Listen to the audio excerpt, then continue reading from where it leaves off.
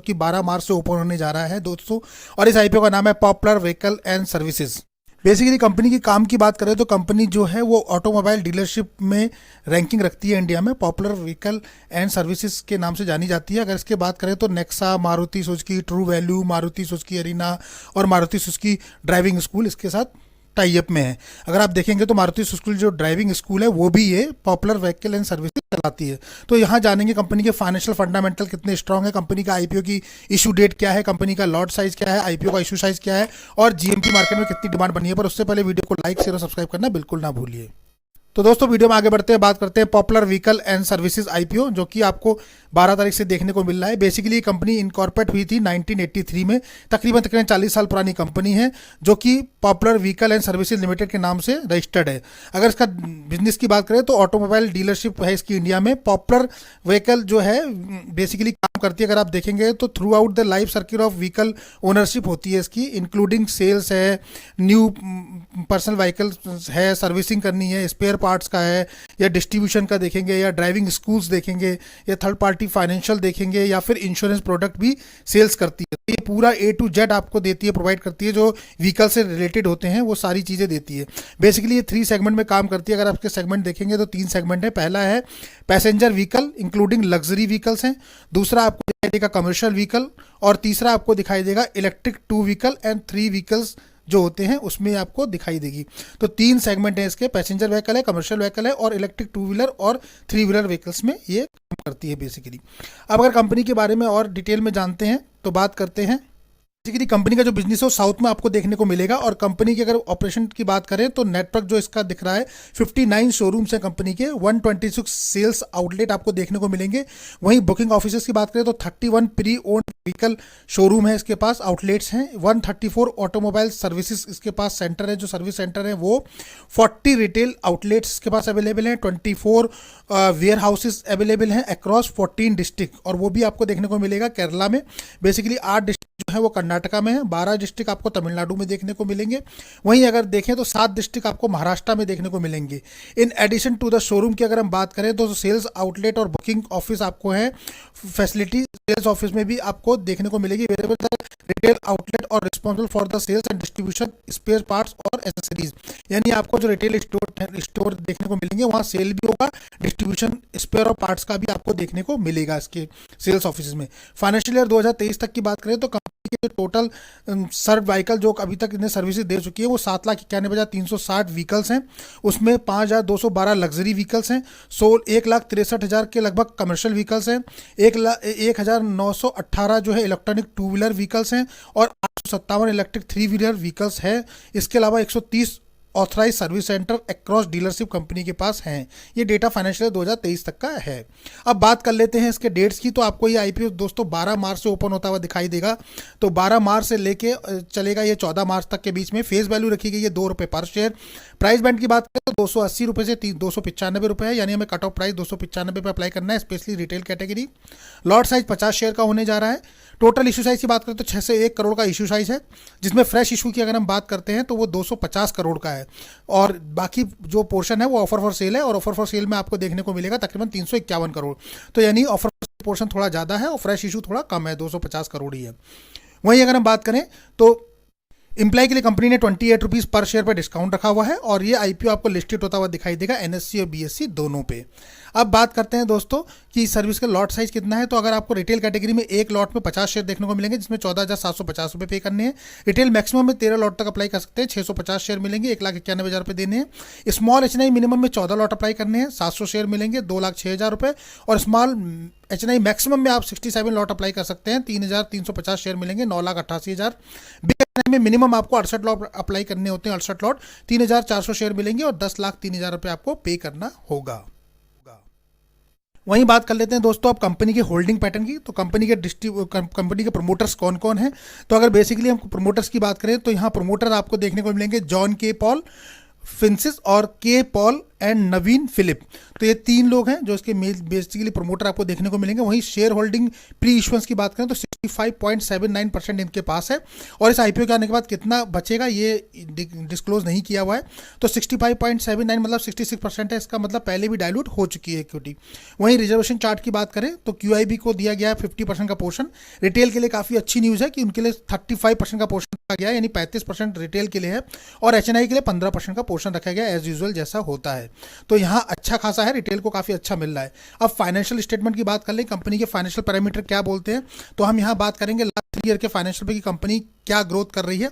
तो देखेंगे 2021, 22 और 23 3 साल का फाइनेंशियल पैरामीटर, और 30 सितंबर 2023 तक का हाफ ईयरली क्लोजिंग कंपनी ने क्या दी है। हाफ ईयरली क्लोजिंग के अकॉर्डिंग एसेट कंपनी के पास 1941 करोड़ थे, रेवेन्यू कंपनी का 2848 करोड़ है, प्रॉफिट आफ्टर टैक्स 40 करोड़ के लगभग है, नेटवर्थ कंपनी की 384 करोड़ है, रिजर्व और सरप्लस कंपनी पे 371 करोड़ के हैं, और बोरिंग यानी कि डेप्थ अगर देखें तो 764 करोड़, यानी कि 764 करोड़ का कर्जा एज ऑन डेट है।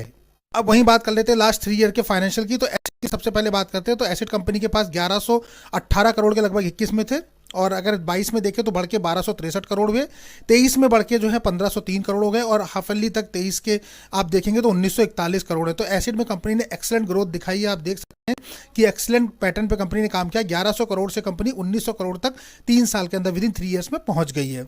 वहीं अगर रेवेन्यू पीस की बात करें तो रेवेन्यू पीस कंपनी का आप देखेंगे तो 2919 करोड़ के लगभग 21 में था, 22 में बढ़ के 3484 करोड़ हुआ, और 23 में बढ़ के 4892 करोड़ हुआ। यहाँ भी अच्छी ग्रोथ देखने को मिल रही है, 2900 करोड़ से 4800 करोड़ के बीच में कंपनी ने 3 साल में जर्नी पूरी करी है रेवेन्यू में। प्रॉफिट आफ्टर टैक्स की बात कर लेते हैं दोस्तों, तो यहाँ देखेंगे आप 32 करोड़ का प्रॉफिट था कंपनी को 21 में, 22 में बढ़ के हुआ 33 करोड़ का, बहुत ज़्यादा नहीं दिखाई दिया, पर 23 में बढ़ के मार्च 23 तक देखेंगे तो 64 करोड़ के लगभग हुआ, यानी जस्ट डबल के ऊपर कंपनी ने कराया। पर एवरेज परफॉर्मेंस आपको देखने को मिलेगी 21 और 22 में, जहां कंपनी एवरेज रही है, मतलब 32 और 33 सेम रहा है, लेकिन 23 में आप देखेंगे तो काफ़ी अच्छा प्रॉफिट ग्रोथ देखने को मिला है 64 करोड़ के लगभग। नेटवर्थ की अगर हम बात करें तो नेटवर्थ आप देखेंगे कंपनी की 2021 में 246 करोड़ के लगभग थी, 22 में बढ़ के हो गई 280 करोड़ के लगभग, यानी 279.89, और 23 में बढ़ के हो गई वो मार्च 23 तक 343 करोड़, और आज की डेट में 384 करोड़, यानी कि यहाँ काफ़ी अच्छी ग्रोथ करी है कंपनी ने। 246 करोड़ से 384 करोड़ की जर्नी विद इन 3 ईयर्स में कंप्लीट करी। रिजर्व सरप्लस भी कंपनी के पास काफ़ी अच्छे दिखाई दे रहे हैं, 233 करोड़ था 21 में, 22 में बढ़ के 267 करोड़ हुआ, 23 में बढ़ के 350 हुआ, और हाफ ईयरली क्लोजिंग तक 371 करोड़ के लगभग रिजर्व कंपनी पे है। तो ये पार्ट भी काफ़ी अच्छा है कि कंपनी के पास अपने रिजर्व है। पर जो एक कंसर्न आ रहा है दोस्तों वो बोरिंग्स का, यानी डेप्थ कंपनी के ऊपर बहुत ज़्यादा है। 353 करोड़ था 21 में, 22 में बढ़ के हुआ 371, 23 में बढ़ के हो गया 505, और आज की डेट में 764 करोड़ का कर्जा है। तो ये रेड फ्लैग है जहां कंपनी इंक्रीजिंग ट्रेंड में अपने डेप्थ को बढ़ाती जा रही है, साल दर साल आप देखेंगे तो ये बढ़ रहा है, 764 करोड़ पे पहुंच चुका है। जबकि अगर हम देखेंगे तो कंपनी के पास जो रिजर्व है वो 371 करोड़, यानी कि आधा रिजर्व कंपनी पे है कि कभी भी चुका सके, पर डेप्थ ज़्यादा होने की वजह से कंपनी रेड फ्लैग दिखा रही है यहाँ। तो डेप्थ को कंपनी पे फोकस करना पड़ेगा। बाकी अदर पैरामीटर एसेट की बात करें, reserve, profit after tax, net reserve plus सब ओके है, मतलब कि काफ़ी स्ट्रांग फाइनेंशियल इंडिकेशन दे रहे हैं अगर हम डेप्थ को हटा दें। वहीं मार्केट कैपिटलाइजेशन की बात करें तो 2100 करोड़ के लगभग का है इसका मार्केट कैपिटलाइजेशन। केपीआई पैरामीटर की बात करें तो आरओसी 10% के लगभग हमें दिखाई दे रहा है। आरओईसी की बात करें, रिटर्न ऑफ कैपिटल एम्प्लॉयड, तो वो भी काफ़ी लो है, 8% पे है, 15 से ऊपर माना जाता है। दोनों एवरेज कह सकते हैं, बहुत बुरा भी नहीं है। पर डेप्थ टू इक्विटी देखिए तो 1.99 मतलब 2% पे काफ़ी है, बहुत ज़्यादा हाई रिस्क में है, हाई रेड फ्लैग में है, बिकॉज 1 से नीचे होना चाहिए, यहाँ तो 2 पे पहुंच गई है। तो यहाँ कंपनी को कुछ काम करना पड़ेगा। RONW रिटर्न ऑफ नेटवर्थ की बात करें तो वो भी 10% है, लगभग 13 से ऊपर अच्छा माना जाता है, तो रिटर्न ऑफ नेटवर्थ भी ठीक ठाक दिख रही है। EPS कंपनी का प्री IPO जो है 10 है और पोस्ट IPO 11 हो जाएगा। PE रेशियो की बात करें तो 28-29 पे चल रहा है प्री इशू, पोस्ट इशू जो है 26 पे, थोड़ा सा वैल्यूएशन हायर साइड में है, पर बहुत ज़्यादा भी हायर नहीं है, मतलब प्रॉफिट लिस्टिंग गेन कंपनी ने थोड़ा सा छोड़ रखा है, तो मुझे लगता है कि यहाँ थोड़ा सा लिस्टिंग गेन बनेगा, तो इतना तो वैल्यूएशन रखा है, पर थोड़ा सा हायर साइड में अभी भी थोड़ा सा कम हो सकता था यहाँ। बाकी ओवरऑल बात करें तो फाइनेंशियली और फंडामेंटली कंपनी स्ट्रांग है। सम फंडामेंटली पैरामीटर जो है वो थोड़े कम है, जैसे ROC ROE पे काम करना है, डेप्थ पे कंपनी को मेजर फोकस करना है, बिकॉज डेप्थ अगर रिड्यूस होगा तो कंपनी काफ़ी और अच्छी स्ट्रांग हो जाएगी। कुल मिला फाइनेंशियली और फंडामेंटली देखें तो कंपनी हम ओके कह सकते हैं और बिलीव कर सकते हैं कि लॉन्ग टर्म के लिए जो लोग रहना चाहें वो भी कर सकते हैं। अब बात कर लेते हैं ऑब्जेक्टिव ऑफ इशू की। कंपनी क्यों ये IPO लेकर आई है दोस्तों, तो कंपनी को करना है रीपेमेंट और part payment full curtain boring जो कंपनी ने यानी उधारी ली है उसको चुकाने के लिए, यानी बहुत अच्छा इनिशिएट कंपनी कर रही है। और जो उधारी ली है वो BWMP से है, PAWL से है, काफ़ी कंपनीज के नाम आपको यहाँ दिखाई दे रहे होंगे, इन सबसे इन्होंने उधारी ले रखी है, प्लस बैंक से भी है, तो उसको भी इन्हें खत्म करना है। और दूसरा है जनरल कॉर्पोरेट पर्पस। तो यहाँ मेजर काम जो कंपनी करने वाली है वो अपने डेप्थ को कम कर रही है, बिकॉज कंपनी भी जानती है कि जो बाकी फाइनेंशियल फंडामेंटल है वो काफ़ी स्ट्रांग है, सिर्फ एक डेप्थ जो है वो एक कंसर्न एरिया है, अगर उसको भी कंपनी ने रिकवर कर लिया तो कंपनी काफ़ी स्ट्रांग करेगी। तो ये कंपनी को भी पता है। अब दोस्तों एक बार इंपॉर्टेंट डेट्स याद कर लीजिए और नोट डाउन कर लीजिए अपनी डायरी में। तो इंपॉर्टेंट डेट्स क्या होने वाली है, तो ये आपको आईपीओ ओपन होता हुआ नजर आएगा 12 मार्च से, यानी कि मंगलवार से। तो 12 मार्च से लेके इस अगले आने वाले वीक में आपको दिखाई देगा 14 मार्च तक ये अवेलेबल रहेगा 3 डेज के लिए। बेसिस ऑफ अलॉटमेंट आपको 15 मार्च को आते हुए दिखाई देंगे। अगर आईपीओ नहीं मिलता तो रिफंड इनिशिएटिव आपके अकाउंट में 18 मार्च को हो जाएगा, और क्रेडिट जो है डीमेट अकाउंट में शेयर आपके क्रेडिट हो जाएंगे, वो भी 18 मार्च को हो जाएंगे। लिस्टिंग आपको देखने को मिलेगी 19 मार्च को। तो आपको याद रखना है cut off time UPI mandate से अप्लाई करने का 14 मार्च को शाम 5 बजे से पहले पहले अप्लाई कर लेना है। अब बात कर लेते हैं ग्रे मार्केट प्रीमियम की दोस्तों। तो ग्रे मार्केट पे क्या डिमांड बनी हुई है, तो ग्रे मार्केट में बहुत ज़्यादा डिमांड तो नहीं है, पर सो डिमांड चल रही है अभी इनिशियल स्टेज आप देखेंगे तो पॉपुलर व्हीकल एंड आईपीओ का देखेंगे तो 295 रुपये प्राइस बैंड है, 33 रुपये लगभग जीएमपी चल रही है। आज की डेट में 11 से लेके 12-15% तक की डिमांड अभी चल रही है। और अगर आप देखेंगे तो फायर रेटिंग भी आपको दिखाई देगी 3 के लगभग की, तो ठीक ठाक डिमांड है, मतलब 10 से 15% है, पर हमारे क्राइटेरिया को अभी मैट नहीं कर रहा है। वही आईपीओ का साइज 601 करोड़ का है, जिसमें से रिटेल के लिए 35% का कोटा रखा गया, तो काफ़ी अच्छा है। यहाँ भी रिटेल के चांसेस बन रहे हैं काफ़ी अच्छे। 12 को ओपन होगा, 14 मार्च को क्लोज हो जाएगा, 15 तारीख को अलॉटमेंट दिखेंगे और 19 मार्च को आपको लिस्टिंग होती हुई नजर आएगी। तो अभी एज ऑफ नाउ की बात करें तो लिस्टिंग गेन काफ़ी कम दिखाई दे रहा है, लोअर साइड में 10-11-12%, पर मुझे लगता है मार्केट का ट्रेंड भी थोड़ा सा नेगेटिव मूवमेंट में चल रहा है, इसलिए भी हो सकता है, क्योंकि नो डाउट कंपनी काफ़ी अच्छी है। तो मुझे लगता है कि ग्रे मार्केट में भी डिमांड बढ़ेगी। पर दोस्तों ग्रे मार्केट का ही फुल्ली भरोसा नहीं करते हम लोग, क्योंकि ग्रे मार्केट को एक अज्यूम्पशन है करा हुआ कि जिसमें हमें लगता है कि हो सकता है, पर कंफर्म नहीं होता यहाँ कुछ भी। तो हम अज्यूम कर रहे हैं कि हाँ इतना हो सकता है, इससे ज़्यादा भी हो सकता है। तो अभी हम देखेंगे 10 से 12% चल रहा है, लेकिन आप अभी सडनली कुछ टाइम बाद देखेंगे तो हो सकता है 15 से 20% भी चला जाए।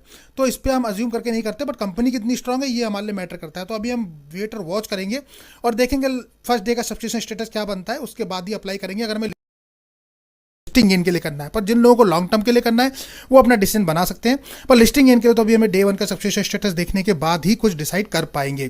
तो दोस्तों यहाँ हम देखें कि यहाँ कोई भी आपको बाई सेल का एडवाइस नहीं दिया जा रहा है, कोई भी रिकमेंडेशन नहीं किया जा रहा है आईपीओ में अप्लाई ही करना है आपको, या आपको अपना डिसीजन लेना है और यहाँ आपको अपना रिस्क और अपना एनालिसिस खुद करना है। तो दोस्तों वीडियो कैसा लगा आपको, वीडियो पसंद आए तो उसको लाइक शेयर और सब्सक्राइब करना बिल्कुल ना भूलिए। मिलते हैं अपने ऐसी नेक्स्ट वीडियो में, तब तक